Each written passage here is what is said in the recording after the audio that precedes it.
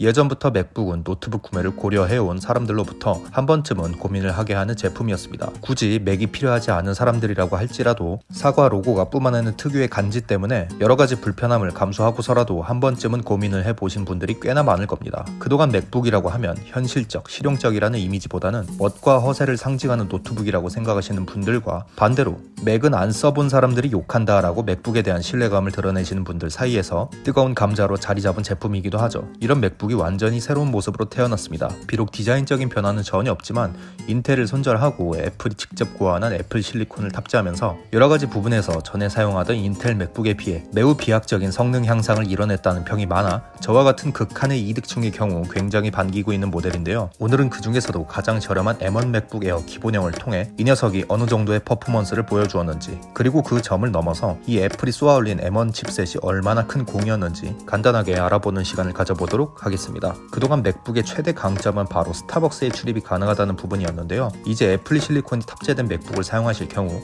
스타벅스와 더불어 블루보틀 출입까지 가능합니다. 오늘 소개할 제품, 누군가에겐 가성비 최강의 노트북 M1 맥북 에어 기본형입니다.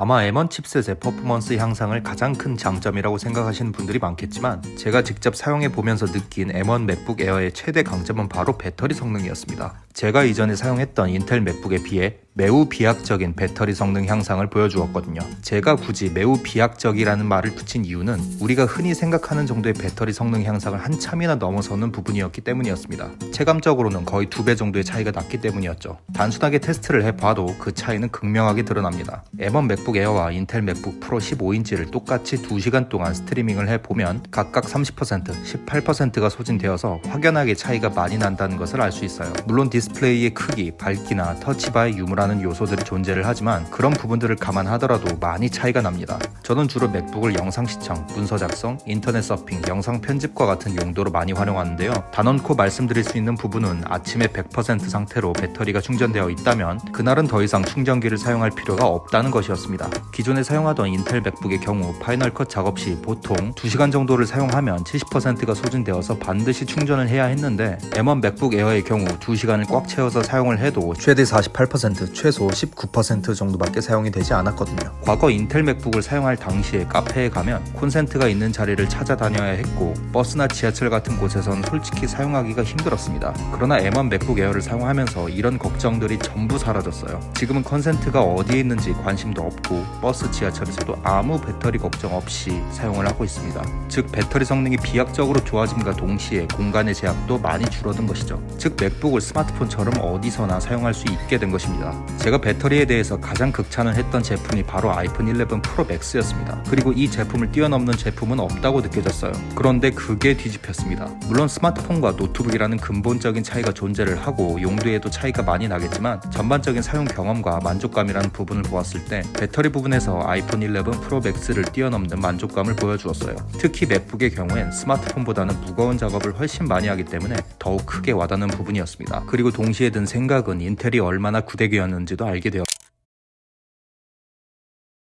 저는 옮겨다니면서 작업을 하고 싶은 마음, 원활한 영상 편집, 스타벅스에 출입을 하고 싶은 욕망이 뒤엉켜 맥북 프로 15인치를 구매했었습니다. 이때부터 파이널 컷을 사용했고요. FHD 편집을 하는 데는 전혀 이상이 없었지만 문제는 4K로 촬영을 하기 시작하면서 문제가 발생했습니다. 일반적인 8비트 H264 코덱을 사용하는 4K 영상들을 사용해서 컷 편집을 하는 데는 큰 이상이 없었지만 문제는 이펙트나 색 보정, 특히나 10비트 4K 영상들이나 H265 코덱을 사용하면서 문제가 발생했어요. 현재 저는 4K 10비트 H265 코덱으로 촬영을 하고 편집을 하고 있는데 기존에 사용하던 인텔 맥북 프로 15인치로는 편집은커녕 파이널 컷에서 재생조차 하기 어려웠습니다. 처음 M1 맥북 에어를 구매할 때 이 부분이 가장 마음에 걸렸어요. 물론 성능이 좋다는 건 알고 있었지만 맥북 프로도 아니고 가장 낮은 옵션의 맥북 에어 모델인데 제대로 된 편집이 가능할지 고민이 많았습니다. 그런데 실제로 편집을 해보고 그런 감정이 싹 없어졌어요.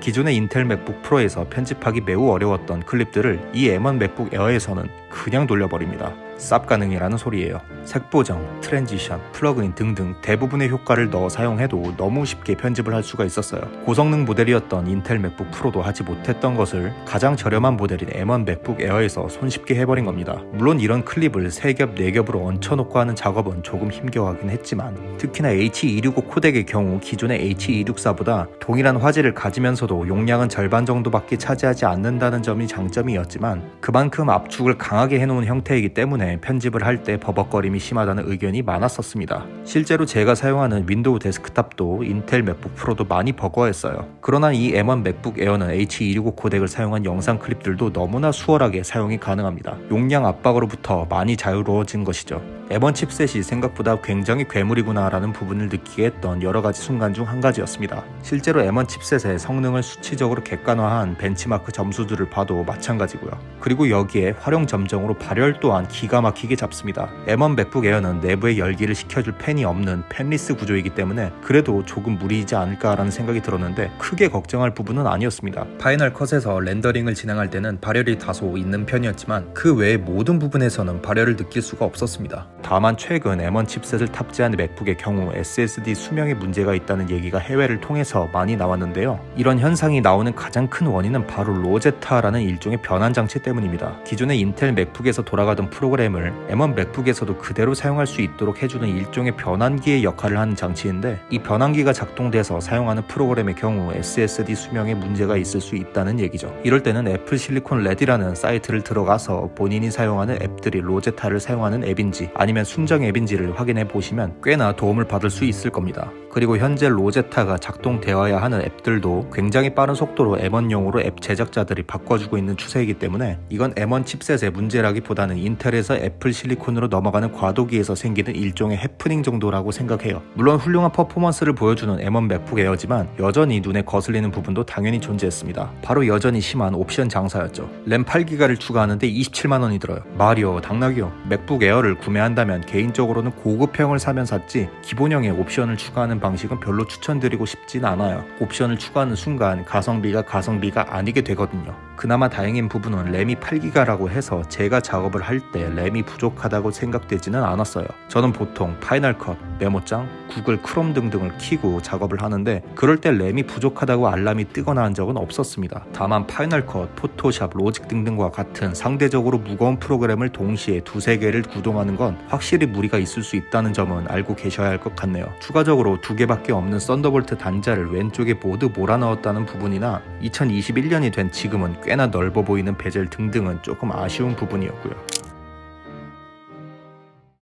사실 이제는 유튜브에서 많이 흔해진 고퀄리티 영상을 찍는 경우 카메라에 대한 가격 장벽은 이미 4-5년 전부터 많이 무너지기 시작했습니다. 2016년쯤을 기점으로 해서 4K 영상을 큰 무리 없이 찍을 수 있는 시장이 열렸고 2021년 현재는 4K 10비트를 외장 레코더 없이도 찍을 수 있는 세상이 되어버렸어요. 과거 카메라의 가격 접근성이 용이해져서 사람들이 영상을 찍는데 많은 도움을 받았지만 여전히 한계점으로 다가오는 부분이 바로 편집을 할 컴퓨터였습니다. 맥북과 윈도우 PC 모두 300만원 이상의 높은 가격을 지불해야 그나마 4K를 무난하게 편집할 수가 있었죠. 여전히 편집용 컴퓨터의 가격 장벽은 높은 상태였습니다. 그러나 이제는 카메라에 이어 편집 컴퓨터도 가격에 대한 부담감이 아주 많이 낮아졌다고 생각을 해요. M1 맥북 에어를 저는 리셀샵에서 118만원에 구매를 했는데 100만원짜리 컴퓨터로 H265 4K 10비트 영상을 무난하게 편집할 수 있다는 게 저로서는 너무나 놀라울 뿐이었습니다. 그렇다면 가격에 대한 압박감이 낮아질수록 수혜를 받을 수 있는 사람은 누구일까요? 과거 영상의 퀄리티를 좌지우지하는 데 있어서 자본이라는 요소는 굉장히 높은 지분을 가지고 있었습니다. 영상이라는 분야는 자본력이 풍부한 회사들이나 흔히 금수저들만이 향유할 수 있는 일종의 사치 영역이었다고 생각을 해요. 그러나 이제는 상황이 조금씩 달라지고 있습니다. 물론 여전히 차이가 나긴 하겠지만 예전보다는 결과물에 있어서 자본의 영향이 점점 줄어들고 있고 앞으로 가속화될 것이라고 생각을 해요. 실제로 요즘엔 개인이 만드는 영상들도 퀄리티가 정말 어마어마합니다. 결국 클라이언트는 영상을 만드는 사람의 개성, 스토리텔링 스토리텔링을 더 중요하게 보게 되겠죠. 즉 자본보다 개개인의 톡톡 튀는 아이디어가 영상을 만드는 데 있어서 더 중요한 요소가 되어가는 것입니다. 사진, 영상, 디자인 등을 공부하시는 학생분들은 빨리 구매해서 장비 걱정을 뒤로 보내고 여러분들의 개성이나 톡톡 튀는 아이디어를 표현하시기 바래요. 다만 영상 편집, 사진, 디자인과는 상관없이 서핑이나 뱅킹, 주식 등등을 이유로 구매를 고려하시는 분들은 조금 신중해야 할 필요가 있다고 생각을 합니다. 인텔을 손절하면서 비약적인 퍼포먼스와 배터리 성능 향상을 이루어냈지만 맥 OS 특유의 강한 폐쇄성은 더욱 강해진 느낌이거든요. 물론 공인인증서 폐지와 더불어 폰에서 사용하던 앱들을 맥북에서도 고스란히 사용이 가능한 부분들이 존재하지만 더 이상 우리가 흔히 쓰는 윈도우를 설치해서 사용하기 어렵다는 부분이나 특정 은행 업무의 경우 지원을 해주지 않는 부분들도 여전히 존재해서 본인의 사용 용도에 따라 선택을 신중하게 할 필요가 있다는 부분은 여전히 존재한다는 것도 꼭 알아두셔야 하고요. 본인이 하고자 하는 일이 만약 맥 OS에서 큰 문제 없이 할 수 있는 것들이고 여러분들이 그런 것들을 전공으로 하고 있는 학생이라면 그냥 사세요. 100만원짜리 윈도우 노트북보다 훨씬 더 쾌적하게 작업을 할 수 있도록 도와줄 것이라고 자신 있게 말씀드릴 수 있습니다. 코딩은 잘 모르겠지만요. 오늘 영상은 여기까지입니다.